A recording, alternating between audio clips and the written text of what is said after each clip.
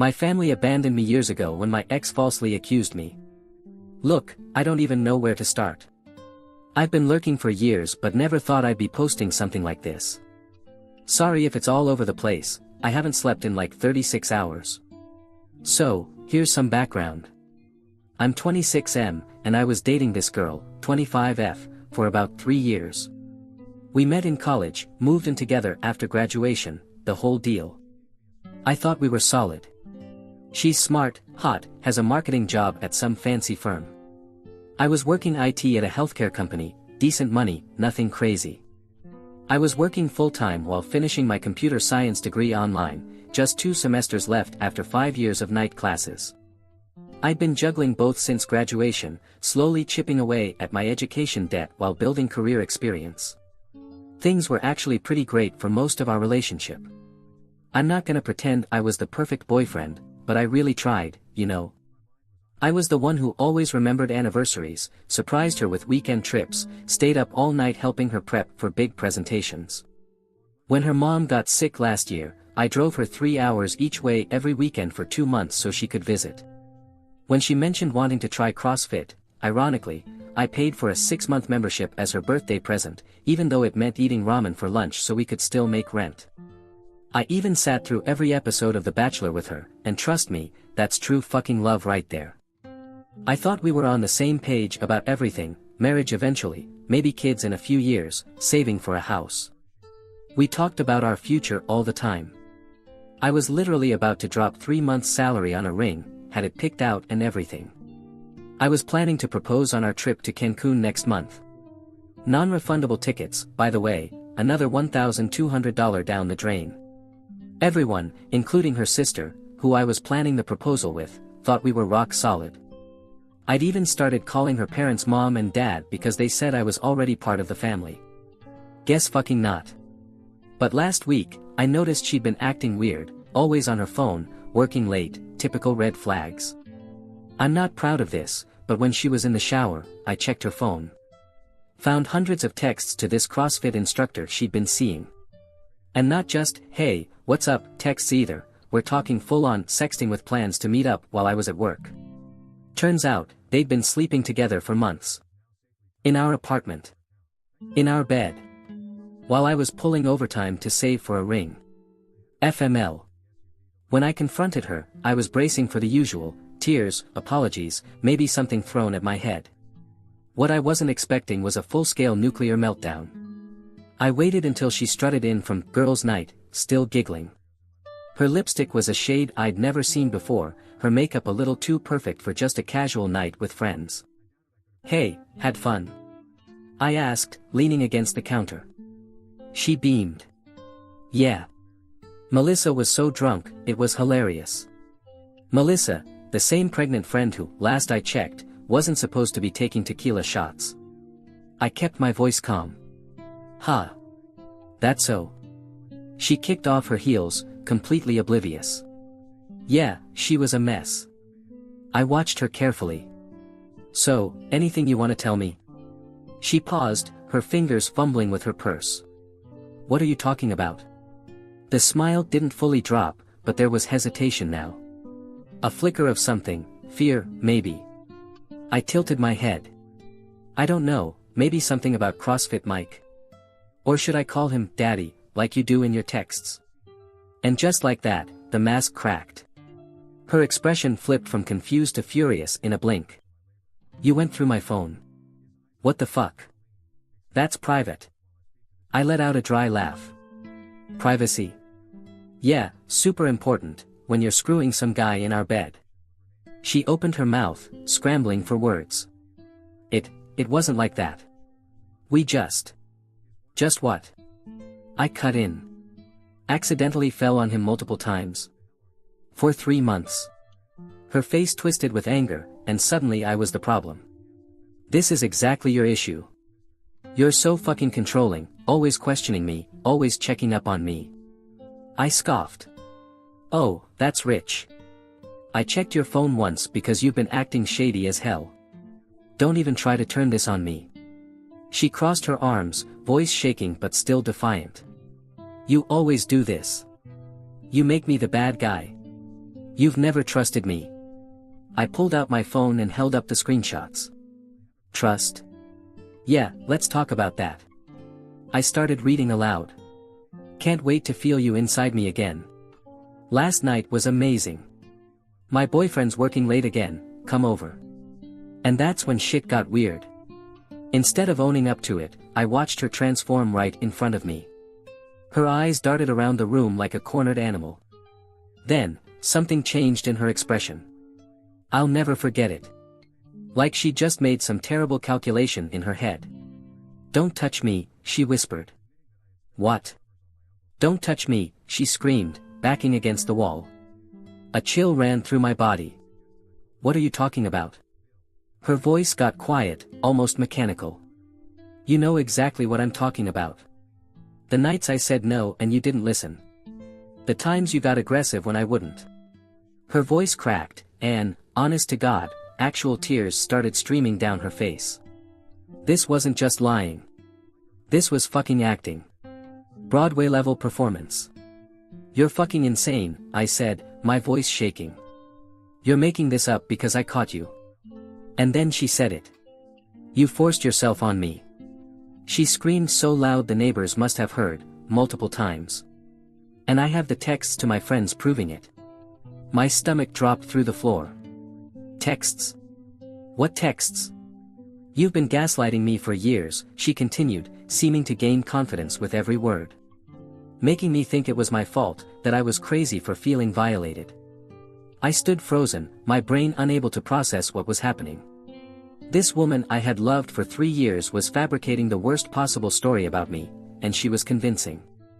Later, I would learn the whole truth. She had more to lose than I realized. Her ultra-religious parents would have disowned her for cheating.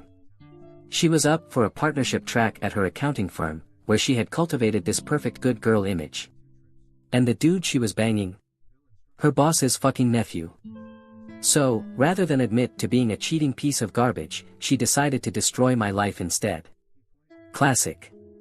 The cops showed up at my apartment at exactly 6:03 a.m. the next morning. I know because I was staring at my alarm clock when the pounding started. I had been awake all night, sick with anxiety, jumping at every sound in the hallway. Police. Open up. I stumbled to the door in my boxers and a ratty t-shirt, heart hammering against my ribs. The moment I turned the lock, the door exploded inward, nearly breaking my nose.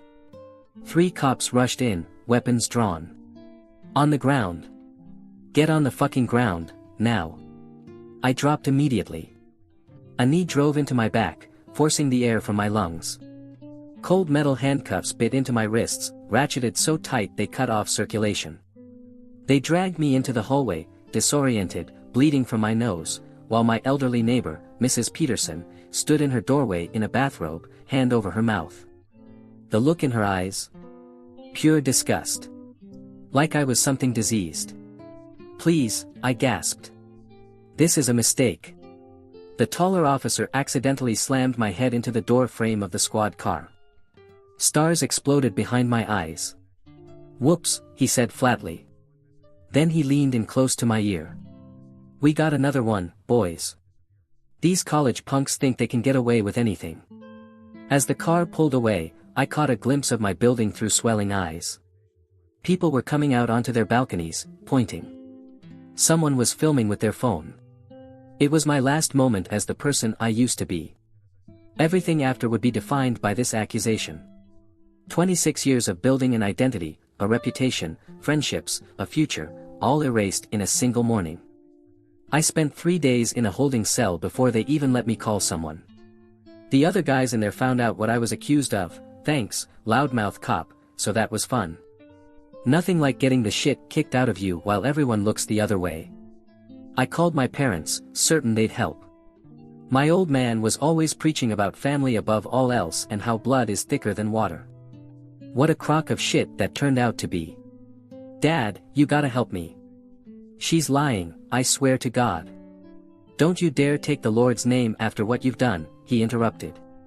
Your mother is in tears. 25 years we raised you, and this is how you repay us. But Dad, I didn't.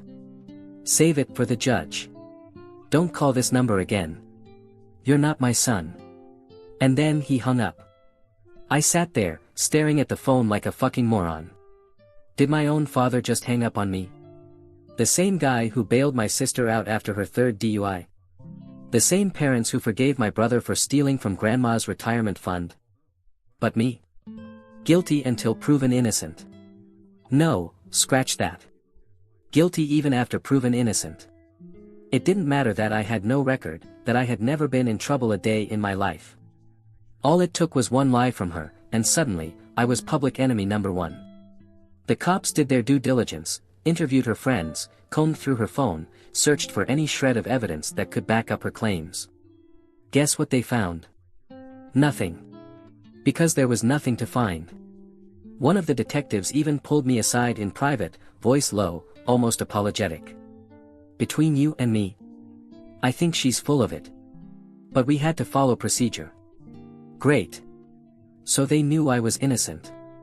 But I still had to sit in a cell for 7 days while my name got dragged through the mud. 7 days of cold concrete, shitty food, and guards who looked at me like I was some kind of monster. 7 days of wondering if my life was over because of her. And then, just like that, I was released. No charges filed. No trial. Just a half-assed, "You're free to go." I thought that would be the end of it. Thought I could go back to my life. Maybe salvage what was left. Boy, was I wrong. Because when I stepped outside, the real nightmare was just beginning. Once I got out, I found that all our mutual friends had blocked me. Instantly, my Instagram and Facebook blew up with death threats from strangers. Someone doxed me and posted my work address online. I got fired from my job the same day. HR called it a liability issue. 3 years at that company. Employee of the month, twice. And they couldn't even look me in the eye when they handed me my last check. I got back to my apartment to find the locks changed. My landlord left a note, "I don't rent to people like you." My stuff. In garbage bags by the dumpster. Half of it was already stolen. I called my buddy, the one who was supposed to be my ride or die since 3rd grade. Straight to voicemail. I sent him a simple text. "Jake. You know me. Please tell me you don't believe this." The typing bubble popped up. Then disappeared. Then popped up again. I held my breath. "Jake. Look, man. I don't know what to believe.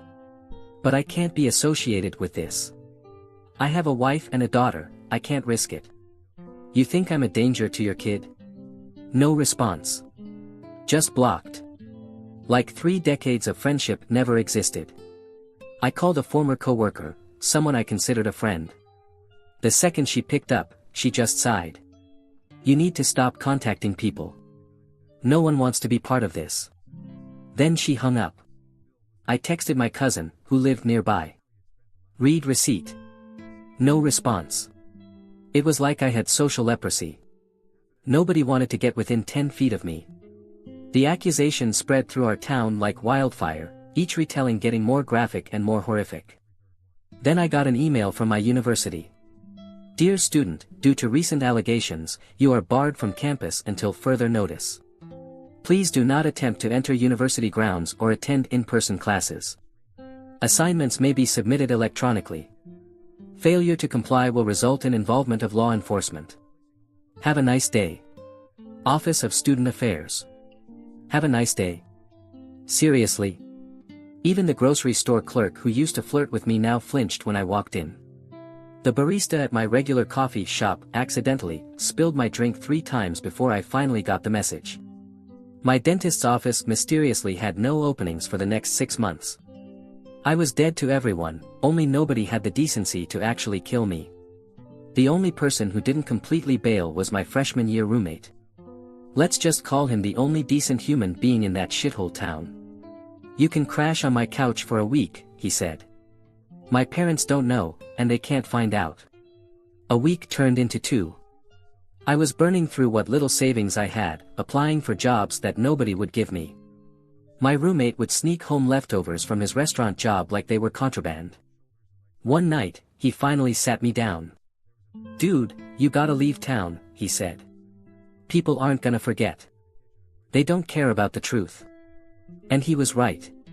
Even though I was technically cleared, everyone treated me like I had gotten away with murder. I overheard some guys at the gas station whispering, just loud enough for me to hear. Yeah, that's him. The rapist who got off on a technicality. Got home to find my car keyed, the letters are APIST carved across the hood. Real fucking subtle. The next day, my roommate drove me to a bus station 2 towns over. Slipped me $600, his entire paycheck.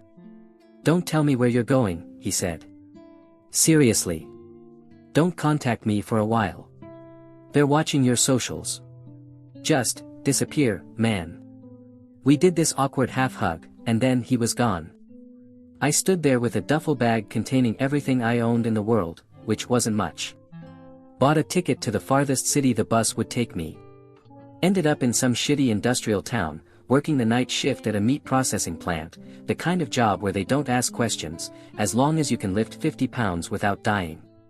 My apartment had more roaches than square footage. I slept on an air mattress that slowly deflated throughout the night, waking up basically on concrete every morning. The shower was full of black mold, so I rigged a garden hose to the bathroom sink just to wash myself. I told myself I could handle it. The poverty. The shitty job. The isolation. It all sucked, but I could survive. I'd claw my way back up. But what I didn't realize was how much of my identity had been tied to other people, until every single connection was severed. I developed this constant gnawing anxiety anytime I had to interact with strangers. Would they recognize me? Had they seen those social media posts? The character assassination had been so thorough that I actually started wondering if maybe I was the monster they claimed. Maybe I had blacked out, done something horrible and couldn't remember. The gaslighting worked its way into my brain until I started doubting my own memories. I lost 30 pounds in the first month. Couldn't sleep for more than an hour without jolting awake from nightmares. Started pulling out my own hair when I was stressed, developed a bald spot I had to hide. Tried therapy once. But when the therapist Googled me during our session, I saw her do it, her whole demeanor changed. She referred me to someone else. Someone who mysteriously never had openings. Even strangers could sense something was wrong with me. I developed this hunched posture, avoiding eye contact, flinching at sudden movements. I had become exactly what they thought I was. A ghost. I looked guilty, even though I wasn't. All because of a crime I didn't commit. But the hardest part wasn't the poverty, the shitty job, or even the isolation. It was the fact that I couldn't be me anymore. So I changed everything. My hair, my clothes, even the way I walked. Grew a beard. Started telling people my name was something else entirely. Every morning, I'd practice introducing myself with my new name in the mirror, trying to make it sound natural. Hi, I'm. But I wasn't. Not the name my parents gave me. Not the person I used to be. I became paranoid about social media. Deleted every account. Changed my email, my phone number. Lived like a fugitive, even though I hadn't done anything wrong. And the nightmares? They were the worst.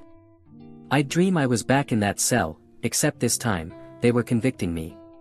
Or I'd dream I was at a party, and everyone was whispering, pointing. Sometimes, I'd dream she was there, laughing. One night, I got so low I stood on the roof of my building for an hour, just looking down at the pavement. What stopped me wasn't some epiphany about life being precious. It was spite. Pure, burning spite. I wasn't going to let her win. I wasn't going to let my parents be right about me being worthless. The next day, I applied to a culinary program in another state. Why cooking? Because it was the opposite of my old life plan. Because nobody from my past would think to look for me in a kitchen. Because I needed to create something instead of just surviving. It meant more student loans, on top of the ones I already couldn't pay. It meant working 2 jobs, prep cook by day, dishwasher by night, while taking classes. I was getting maybe 4 hours of sleep a night, surviving on energy drinks and pure stubbornness. But for the first time in months, I had a purpose beyond just existing. Culinary school was brutal. 12-hour days on my feet. Instructors who made Gordon Ramsay look kind. Classmates half my age who had never experienced anything worse than their parents taking away their BMW. But I fucking loved it. When you're focused on not cutting your finger off while speed chopping onions, there's no room in your brain for self-pity. I kept to myself. No dating. No parties. Minimal small talk. Just work, study, sleep, repeat. My apartment was slightly better than the Roach Motel. This one only had silverfish and the occasional mouse. After graduation, I landed a job at an upscale restaurant.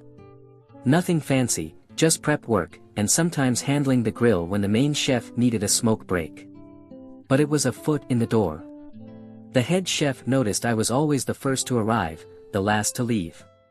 "You cooking to live, or living to cook?" he asked one night. "Cooking to live," I answered honestly. He nodded like that was the right answer. Good.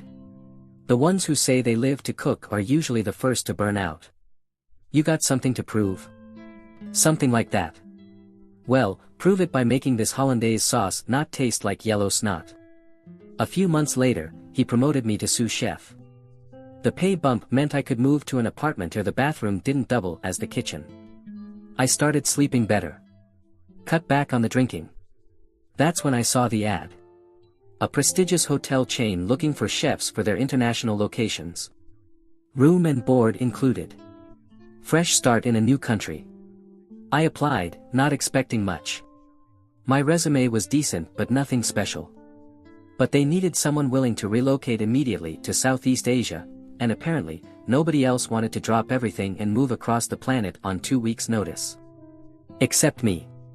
I had nothing to drop and nowhere that felt like home anyway. 2 days later, I got a video interview. They seemed desperate. Tourism was booming post-COVID, and they couldn't staff up fast enough. My culinary school credentials looked better on paper than they did in reality, and I talked up my experience. Fake it till you make it, right? A week later, I was on a plane with everything I owned stuffed into 2 checked bags. 16 hours of flying later, I stumbled off the plane into humidity so thick it felt like breathing soup. Some dude holding a sign with my name on it, spelled wrong, drove me 2 hours to the resort in a van with no AC. I was so jet-lagged I barely registered anything until I woke up the next morning, pulled back the curtains, and... holy shit. Working at an international resort was like working on another planet. Palatial buildings. Pristine beaches. Guests spending more on a single meal than I made in a month. And my living quarters. Nicer than any place I'd ever lived. The staff was mostly locals, with a few internationals like me. We lived, ate, and worked together, a mismatched family of misfits. I tried keeping my guard up. But it's hard to stay distant when 15 people are teaching you their language and sneaking you their grandma's recipes. There was this one server from the hotel restaurant. She'd bring me weird local fruits to try during breaks, laughing at my reactions. Started teaching me phrases in her language, most of which, I later discovered, were slightly obscene. She was patient in a way I didn't deserve. I was still jumpy. Still flinched if someone moved too suddenly. Still suspicious of kindness. The first time she casually touched my arm during a conversation, I recoiled like I'd been burned. "You've been hurt before," she said simply. Not a question. I nodded. "Me too," she replied. Then she changed the subject. That was it. No pushing for details. No amateur psychoanalysis. Just acknowledgement. We started hanging out after shifts. Just walking on the beach, talking about nothing important. She'd tell me about growing up in her village. I'd tell her about culinary school disasters, carefully edited versions of our lives. Then one night, she invited me to her family's home for dinner. I panicked. Made up some excuse. The second time she invited me, I reluctantly agreed. Her father grilled me like I was applying to marry his daughter, which, to be fair, was exactly where things were heading. Though I didn't know it yet. It was the first time in years I'd been in a real family home. And it hurt, in a way I hadn't expected. A reminder of everything I'd lost. But it was also healing. Seeing that families could actually be supportive. That parents could love without conditions. Slowly, very slowly, I started to let down my walls. Started to believe that maybe, just maybe, I deserved something good. After dating for 2 years, we got married in a ceremony that blended her traditions with American ones. Her family went all out. My side of the aisle? Pretty empty. Just a few co-workers, and my old roommate, the one who had helped me escape. He had flown 20 hours to be there. The only connection to my past that didn't feel poisonous. "You look happy, man," he said during the reception. Like, actually happy. Not just faking it. I realized he was right. Somewhere along the way, I had stopped just surviving and started living again. About a year after we got married, my wife got pregnant. With twins. Because apparently, I can't do anything halfway. When the doctor told us, I nearly passed out. Twins meant double everything. Even double the "oh shit, what if I fuck this up?" Anxiety. At that moment, all my fears came rushing in. What if they found out about my past? What if my parents discovered them? But the first time I held my son and daughter, these tiny, perfect humans who somehow didn't hate me yet, something clicked into place. I made a silent promise. They would never know abandonment. They would never doubt they were loved. We bought a house in a good neighborhood. I got promoted to executive chef. My wife started her own business importing specialty foods. The twins grew into these amazing little people with her smile and my stubbornness. Life was actually, genuinely good. Not perfect. We had normal problems, bills, teething babies, work stress. But they were normal problems. Not the soul-crushing weight I had carried for so long. Then, last night, I opened the front door. And found my father standing there. After 8 years of silence. 8 years of becoming someone new. He looked old. Gray hair, wrinkles, the slight stoop of someone carrying invisible weight. He tried to smile. Started to speak. I slammed the door so hard the hinges rattled behind me. My son started crying, confused by my reaction. I took him to his bedroom, hands shaking as I tried to comfort him. Called for my wife to bring our daughter inside from the garden. My father kept knocking. I broke down completely. Sobbing in a way I hadn't since those first horrible days after the accusation. My wife held me, then went to answer the door herself. I could hear her from the other room. Not the words. Just the fierce, protective tone. My defender, when I couldn't defend myself. Eventually, I told her to let him in. I needed to face this demon once and for all. He sat awkwardly on our couch, eyeing the family photos on the wall. I remained standing, arms crossed. "How did you find me?" I asked flatly. He sighed. "It's complicated. I hired a private investigator." After, he hesitated. "After I found out the truth." My stomach dropped. "What truth?" He rubbed his face, like he was exhausted by his own words. "About 6 months ago, your ex's phone broke. Screen shattered completely. She brought it to the store where I work part-time, asked if we could recover the data before replacing it." I raised an eyebrow. "You still work at that cell phone repair place?" He nodded. "Just weekends." Anyway, I recognized her name on the work order. I shouldn't have done this, but I accessed her texts while transferring her data. "That's a federal crime, isn't it?" "Probably," he admitted. "But I saw a conversation with some guy named Mike. They were arguing. About guilt." "Show me."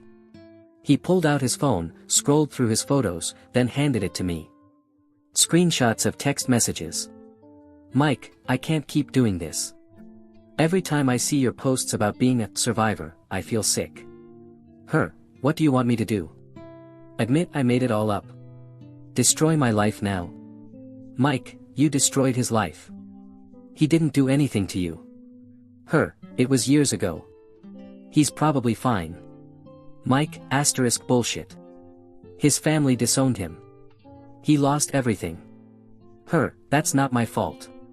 "Mike, it is literally your fault." I scrolled through more screenshots.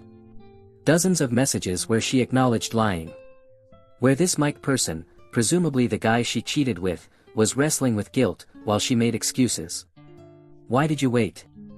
I asked, voice tight. These are from almost a year ago. My father's voice cracked. I confronted her, he said. She denied it at first. Then, she broke down. Admitted everything. Said she'd panicked when you caught her cheating, and it spiraled. I gritted my teeth. And it took you 8 years to find me? He swallowed hard. It wasn't easy. You changed your name. Moved overseas. The PI cost me most of my retirement savings. And even then, he only narrowed it down to this region. I've been going hotel to hotel for weeks. So how did you find this address? He looked down, sheepishly. Facebook. I froze. Your old roommate posted about visiting you last year. The post didn't tag the exact resort, just the general location. But it was enough. Enough for him to start asking around. The pieces fit, but I wasn't ready to believe him yet. What happened to her? After you confronted her? He exhaled slowly. I told your mother. She contacted the police with the evidence, but they said it was too late to press charges. And her parents? They found out. Cut her off completely. I felt nothing at this news. No satisfaction. No vindication. Just emptiness. Why now? I asked. After all this time. His eyes welled up. Because I was wrong. Because I failed you when you needed me most. Because I want to see my son again before I die. I said nothing. Your mother doesn't know I'm here, he continued. But she misses you. We both do. 8 fucking years. 8 years of silence when I needed them most. 8 years to find the truth. 8 years too late. As I sat there, looking at this pathetic old man, I realized something important. I didn't need their approval anymore. I didn't need their love. Or their acceptance. Or their forgiveness.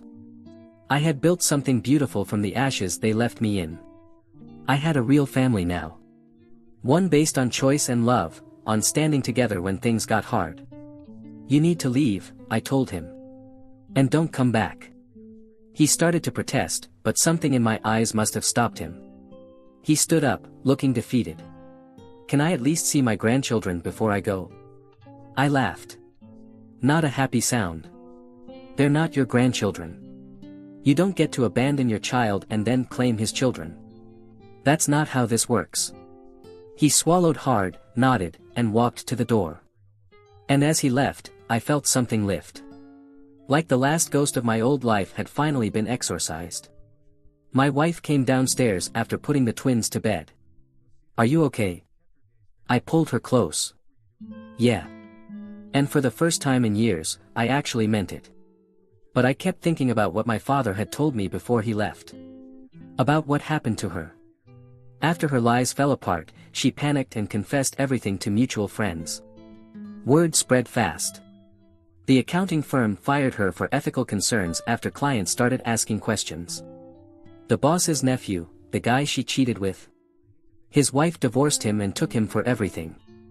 My ex's perfect reputation imploded. Turned out she'd been manipulating people for years. And once one lie cracked, the whole facade shattered.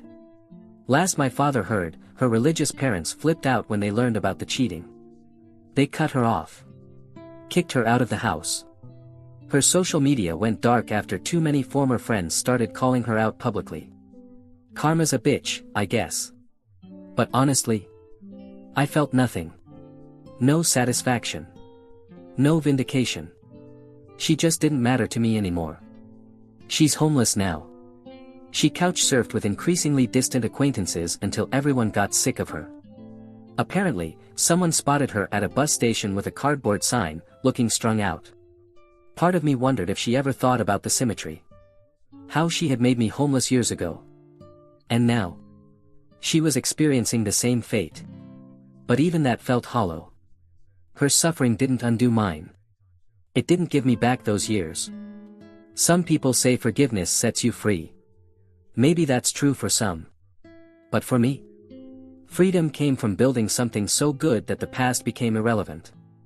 From creating the family I deserved, instead of chasing the one that threw me away. I am not what happened to me. I am what I choose to become. And I chose to become a man my children would never have reason to doubt. Edit, weird update on the friends situation. So this is kinda funny. Sad. Both. As soon as word got out that I was doing well, my inbox started filling up. Apparently, my old roommate's Facebook post opened the floodgates. Got messages from people who had ghosted me 8 years ago. Now suddenly claiming they never fully believed it. Or that they always had their doubts. One dude, Jake, my former best friend, had the balls to message me. "Hey man, heard what really happened. That's fucked up. We should grab a beer sometime." Like, seriously? You thought I was a rapist for 8 years, but now you wanna grab a beer? LMAO. Ignored most of them. But I did meet up with 2 people. People who seemed genuinely sorry. Weird seeing them. Felt like running into NPCs from a game I stopped playing years ago. They kept staring at me, like I was some kind of success story. Asking about my journey. Like I was some kind of motivational speaker. I don't need their validation.